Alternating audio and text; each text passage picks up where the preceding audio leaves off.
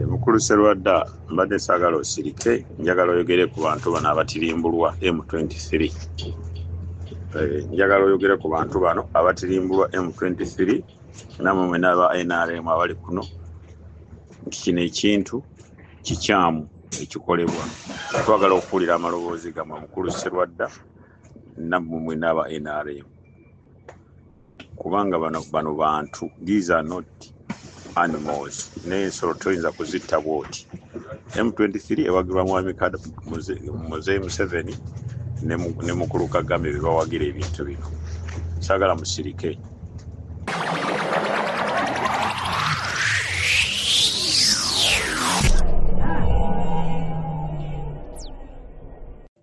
Mukulu Alex, Bannayuganda abasinga naddala nga muntu omuwagizi wa NRM abeeyita abawagizi wateri kye bagifunamu ekintu okiwogera ng'okugamba onna engeri yokibenefitingamu okera ku makya n'ofiira ku pati nga kale at least yonna services zogifunamu in reward. Ofiira ku pati ng'omanyi nti okay they have your back in your hospitals, public schools, public roads and etc. bye weetaaga from bo. Naye bali beeyita abawagizi mediocres. Abamu mindset yaabwe 100% okay balina biriifu nti kimala kuntuukako, kimala mutuukako n'alyoka ategeera nti bino gye biri mu nsi. Ekyo with evident olaba this evidence olaba gundi ono Nabbanja Prime Minister yakola audio video a couple of years ago nga complaininga abannaye tufunye mu NRM nga tugiwagidde NRM nga not satisfied with what was happening to her back then as an individual. Okay, now olwafuna obwa Prime Minister appraisinga NRM era agamba leberewo emyaka nga 2. So kati abantu bafe abasinga that's their mindset nti nze mala funamu as an individual oba kibala kuntuukako as an individual kintuuseeko then ntegere gye kiri mu nsi. Naye if it happens to other people bano babesi gye bali mu kukomera owa NRM tagitwala nga issue era ajja kunyumiza eddembe lye balina lye baleeta. Walaba wano recent musibanyi bakuza amagye sementale 6 bawaana amagye kati omuntu yafiirwa omuntu mu 2021 when those people massacred our people, those militia group. Osobola omunyumiza musimanyi NRM era timanyi magye talesi bikoze bitya. No. So bano baagala kibatuukeko then balyoka balabe nti okay there's something wrong, but before that kiri okay. Bajja kugamba nti bino is not an issue. Be baatemye temuli waabwe teri gwe bamanyi, so it's fine. That's the mindset which we have. Never mediocres aba musimanyi bawagizi. Mindset yaabwe simanyi something is not right.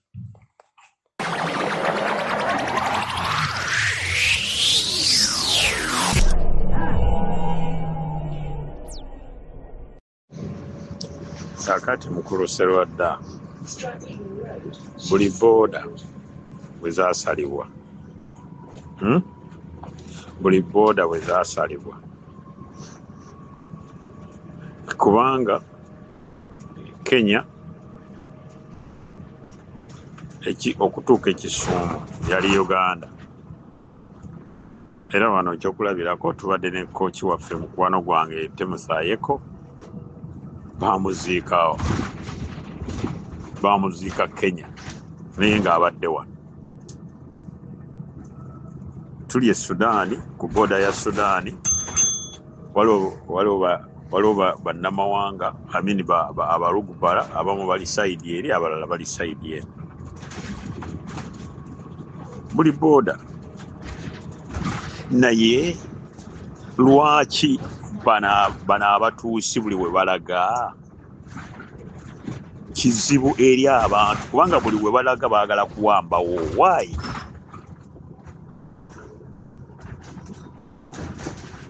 Kakati bano ab'e Kenya wali olabye nga bakutte emmundu Abekenya bakwata emmundu ne bakola bino ebikolobero.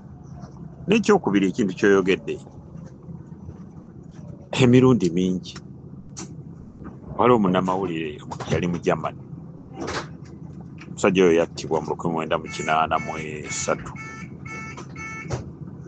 Yabuuza Museveni nti ewange otugamba nti Obote yassa abantu ate kino ekitundu gwo kirimu kati ate Obote yazza atya ng'ate wano kalidde. Okujjako omuntu atalaba era atategeera atamanyi nzita y'abantu bano engeri gye bazze battamu abasajja bano aboogera olulimi babadde basirikale ba Congo be bazzeewo enzita abasajja bano abatuusa engeri gye battamu yakandooya tewali atakimanyi kujjako okubuzaabuza nga afukaana abantu gonna mazzi tewali atakimanyi. Kino ekitundu bano aba M23 be bakibaddemu. Naye lwaki nze mbuuza lwaki buli gye abantu bano gye balaga abatuusi bano sijja kugamba nti oli part of them ngamba balwaki buli gye balaga babeera kizibu eri abantu abalala. Buli we mulaga oba buli we balaga bawamba buwambi why? Naye nno kino kibagenda kikola mu Buganda kusinziira ku nteekateeka. Ekintu kino kiyinza okubalya kubanga n'omuzungu abawagira okukola ekintu kino kubanga history waali nti Abahutu be bannannyini nsi y'e Rwanda abatuusi bajja buzi. Kyo tukyogedde ebbanga ddene. E Burundi Bahutu be bannannyini nsi naye nabo baali bagiwambye. Kakati ekiri e Uganda kisa kinegula. Nja kukola nina evidence enkola y'Abapalestine engeri gye baba batugumbulamu kubanga Abaisirairi bwe baali bajja okuwamba Palestine batandikira ku kilomita naye bw'osoma engeri gye bakolamu ekintu ekyo you are shocked. Kakati whatever happens ekyo kiri justifiable abantu okubatta bwe batyo kubanga M23 mbwerwanira ekitundu kitya. Bw'olaba enteekateeka yonna Mwami Museveni gy'abadde akola n'agaana okuzimba enguudo zaffe. Enguudo n'azizimba kati n'abasajja gye bali gye balwanira era oba tozuukuka annange 2 gattako 2 ziba 9 bombi tewe mugamba naye nze sijja zikkiriza temujja ebintu bino bijja kukoma kiseera kigenda kutuuka bikome kubanga bw'oli lwelemera ku ssengejjero ofuuka wankindo.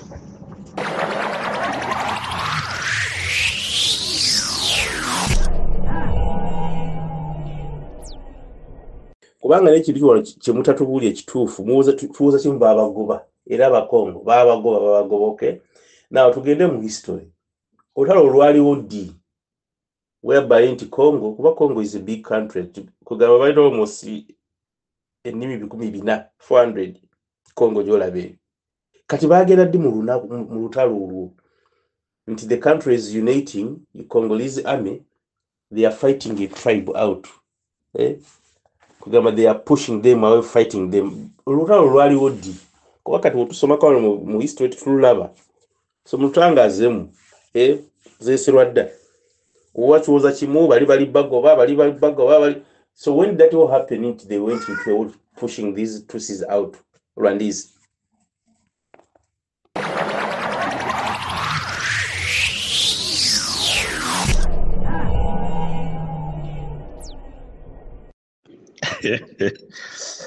Aye.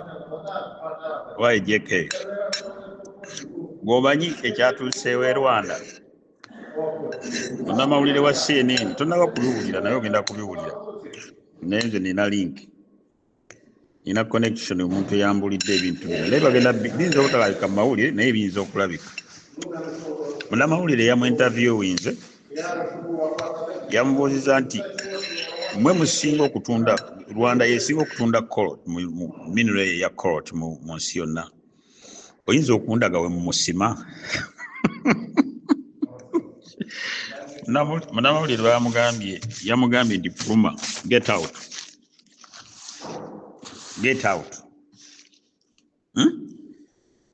jjukira ne interview yennyini yamubuuziza nti wa amagye agali e Congo amagye go gali Congo naga nti I don't know. Can you imagine? Abantu bano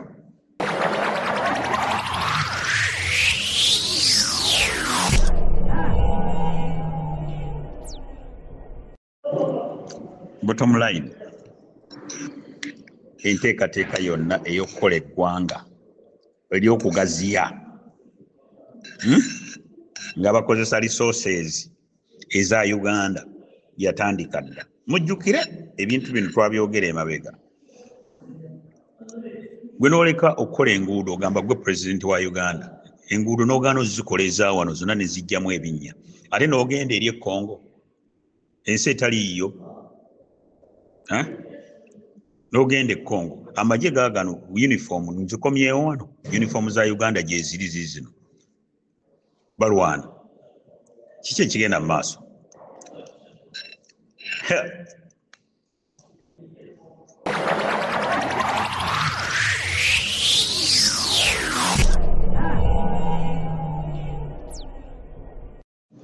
naye guno omuzannyo gugenda tunyumira guno omuzannyo gugenda tunyumira Katonda katuyambe tuwangaale omuzannyo guno gugenda tunyumira nga tuwulira akayimba kali akagamba nti yali akulembedde munnange waliwo abantu abamaliridde okufiirira ensi yaabwe.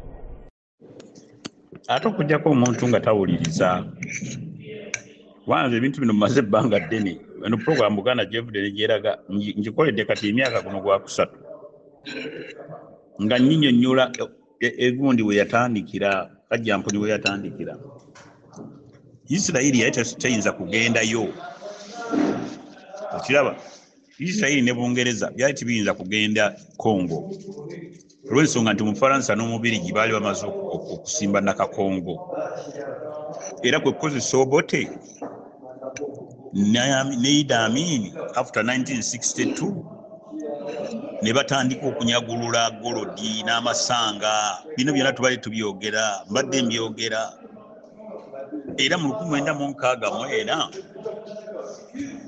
Obote baali bamujja mu palamenti Daudi Ochenge ng'aleese kweta motion emugoba mu palamenti nemujjako n'obwa prime minister kubanga nga waliwo omusajja omukongo gwe banyagulula kati omusajja oyo n'ayogera ebyama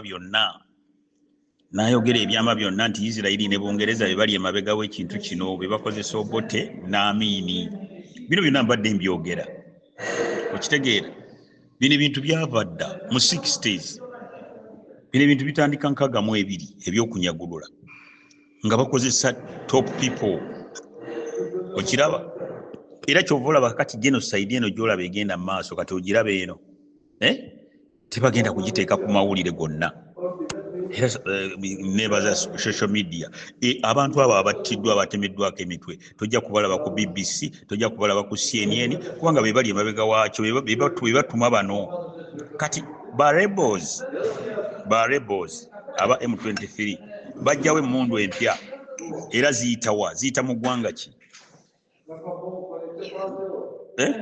kati Uganda can Uganda explain bano ba rebels abo ba M23 abalina uniform zaffe babbya enzibe bazigyewa bino ebintu biri well planned era kyovola banze Kasujja nkulembeddemu omusango okugenda mu kkooti y'ensi yonna kubanga bino byolaba ebiri e Congo bye bigenda okubeera awo mu Buganda n'amawanga amalala aga Uganda bajja kujjaawo ngenda kukola program ekwata ku Bayisirayiri nga batandika okulumba Palestine ngenda gikola later on ndowooza nkulaga abasajja bano engeri kubanga batandikira mu kilomita emu kati bwe twogerera eggwanga ly'Abapalestine balitutte mu lyabwe okitegeera so nga bajja buzi 1947 kakati mukulu Sserwadda alina kyayogedde wali kati ekya Palestine okyogerako ki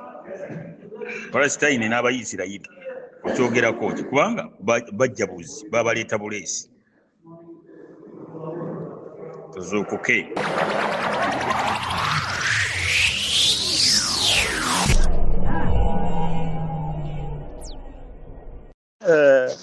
waliwo ebintu ebimu nze ebinsesa oli neyereega n'ebijja najja wano n'alimba abantu n'atandika okulimba najjayo n'okuvuma gundi oli Bulaaya simanya tumanyi history lwaki mujja kunsonyiwa ene waffe gyempangaalira obudde bubi nnyo audio bwe neeba tevuddeeyo n'agiddamu kwegamba owulirira ddala omuntu ebintu byayogera ng'ebintu byayogerako mazima ga Katonda bikussa nga kwegamba nga towulirira kwegamba oli n'ataswala nakuswala kwogera bintu bino naye nga maze ebbanga ddene bino ebintu Obote Milton Obote gwe basooka okukozesa okitegeera Obote n'afoolinga out nabo bino ebintu mbadde mbisomesa ebyama mbirina ate biri mu biwandiike Obote bw'afoolinga out nabo ne balaba Idi Amin kubanga Obote yali akolagana ne Idi Amin okitegeera era ku mudumo gw'emmundu ne bagamba ne bamugamba Shaban Oporoti nga Oporoti ne Ochieng be baali balinnye mu geemu eno ey'okulaba nti Abayisirayiri n'Abangereza tebanyagulula Congo. Omusajja bamitanga Shoyobi nja kwongera okukrosinga erinnya eryo. Omusajja Obote ne Idi Amin n'Abayisirayiri n'Abangereza omusajja oyo bamunyagulula Golodi era omusajja yayogera ebyama byonna naga nti abange oyo omusajja yabbirako Daudi Ochieng ne Shaban Oporoti yali akulira amagye yababuulira n'abagamba abange ekiri wano kisa kinegula Isirayiri ne Bungereza bakozesa bano okunyagulula Abasanga ne Golodi okitegeera kakati motion eyali egenda okuleetebwa okukuba Milton Obote bamujjeko bamutwale mu parliament bamugobe nga prime minister ne bagirinyamu eggere era olw'okuba ndino Obote yalina obuyinza yagoba Shaban Oporoti era Abayisirayiri n'Abangereza ne bamugamba Milton Obote nti Idi Amin mukuze akulira amagye era n'amukuza bino byonna mbadde mbyogera kati Milton Obote agenda okulaba Jafar Nimeri wa Sudani yamubuusa ng'amugamba gwe nno yasama nnyo abasajja bajja kukozesa bamale bakusuule ate olowooza waayita bbiri kati Milton Obote aleeta agaana ennyonyi y'amagye kubanga kye baali bakola eno kye bakola kati e Congo era kye baali bakola e Sudaani nga Sudaani ekyali wamu nga banoonya engeri gye banaawamu Joseph Lagu ebyokulwanyisa naye nga tebalina we babiyisa bagamba Milton Obote nti ebyokulwanyisa bino tubyetaaga tukole wano e Uganda base Jaffa Nimeri yamugamba nti abasajja bano okyabawagira naye bwe banaamala nze bajja kudda ku ggwe kati Milton Obote agaana ennyonyi eyo okugwawa bino ebintu biri mu buwandiike agigaana okugwa entebe kati bw'agigaana okugwa entebe batuma muganda we yennyini kati abazungu tibamanya nti ono Akena Adoko alina oluganda ku Milton Obote okiwulira kakati Milton Obote Akena Adoko amugamba nti abasajja bantumye nkuggyeko nkutte n'okutta Obote anyiiga entabwe weeva emiteeru ne gitabuka kati bakyusa omudumo okiwulira balaba Idi Amin mu kimpukumpuku kubanga baali bamaze omukuza Idi Amin bamupromotinga balowooza nti ajja kukola ki ajja kubakolera omulimu guno Idi Amin bamuteeka mu buyinza ate Idi Amin Muammar Gaddafi naye amubuusa amugamba nti abo abasajja babi amugirayo n'ekitabo kiri kye nakugamba The Elders of Zion okitegeera Idi Amin abuuka Idi Amin bw'amala okubuuka agano bakolera 1973 omwezi gwali gwa August ennaku z'omwezi 20 bafuna ono atukoosa akagiri Yoweri Museveni era ze nteekateeka zonna z'olaba ezigenda mu maaso ez'okulaba nti minerals zonna bazinyagulula bakola n'eggwanga kubanga tebasobola kuyimirirawo Isirayiri ejjawo ensimbi kubanga Isirayiri ejjawo ensimbi ezijja mu kunyagulula Bungereza eyimirirawo etya Bungereza eyimirirawo ku kunyagulula mawanga gano kati bw'onoova ku byange genda kuwanga tto okujjako omuzibi w'amaaso ate n'omuzibi w'amaaso naye alaba ategeera era byonna bya bulimba ago ge mazima agajjudde kugamba agataliiko nkanja M23 lwaki luli ku mirembe giri egy'aba Patricia Lumumba teyalwananga M23 etandise wano nga ne genocide ya 1994 ewedde lwaki M23 etandika kati ku ssaawa zino kugamba okujjako omuntu atalengera wala abali tagoberera history yagoberera ebyo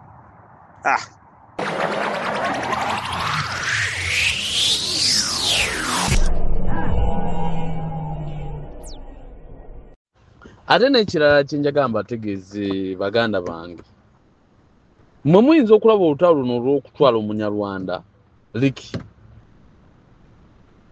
ng'olutalo olw'ebyenfuna olutalo luno lulimu ne spirit wo omunyarwanda kasita yatta omuganda talwana omuganda mumbejjera mulangira mu bwakabaka bw'ensi za Africa era okusasula kino okulaba nga amawanga gonna galina okuba Rwanda lwakumanyiira baganda ekyo kiri spiritually nti eyo spiritual warfare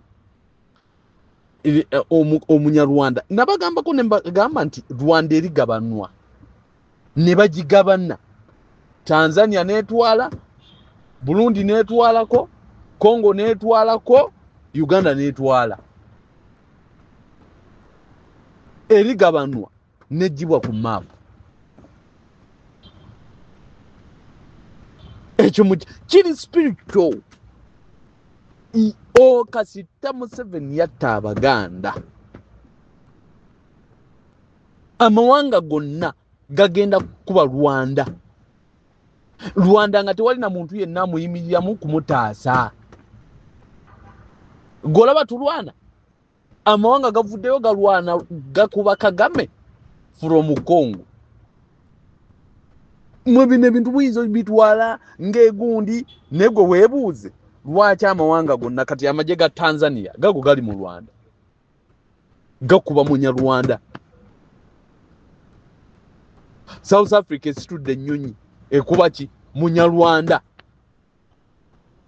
mwe lwakuba temumanyi kintu kiyitibwa myoyo naye akimanyi gwe njogera naye omuganda takubwa tafugwa tawambibwa amawanga galivaayo ne gakuba bino ebintu birimu spiriti yennono eno Africa okugiyita Uganda okugiyita nakazadde w'amawanga ga Africa mutunuulire mutambudde amawanga gonna muri South Africa mbuulirayo omuntu ayina ennono ya Uganda mbuulirayo eggwanga lyonna tunuulira ono ye maama wa Africa yayonsa eddembe tafugwa tawambibwa tattibwa n'omungereza yamulemwa gw'omunyarwanda ojje owambe Ssaabasajja Kabaka owambe abaganda bakaabe amaziga obagobe ku ttaka ekibi ekiri ku Museveni nabagamba nti olutalo lutwala Museveni lugenda kuzanyawo Rwanda nabagamba nti kijja kugwera nga kigweredde Nyabugogo Kanombe Kigali mu town kiki ekiriwo mwe temumanyi bya myoyo olutalo lw'omwoyo lubi nnyo kubanga Abaganda bo bakuma myoyo nti amawanga musituke mutaase nnyammwe mwe muli awo bannanga Omunyarwanda bino mubitegeere nti emyoyo gisituse genda mu Isaiah 64 agamba nti amawanga galisituka ku lulwo era baliwaayo ebintu bino bya myoyo mmwe temubimanyi Omunyarwanda agenda kuvawo nabagamba mukebere ku video gye nabagamba Abanyarwanda mwegendereze nnyo mwe distancing from Museveni mwabajja because olutalo lubatwala temuli baako yonna gye muddukira kubanga mubadde musigaze ensejje escape route ebadde Uganda kati ate mupami mu Uganda kakati Congo ebagobi Tanzania yabagoba Northern Rhodesia yabagoba Zimbabwe Zambia yabagoba ensi yonna kakati saawa zino olutalo luliwo abalaba luyita byanfuna tukuba Munyarwanda lwa byanfuna ninga spiritually kukaba kwa Muganda mu kinoonyerezi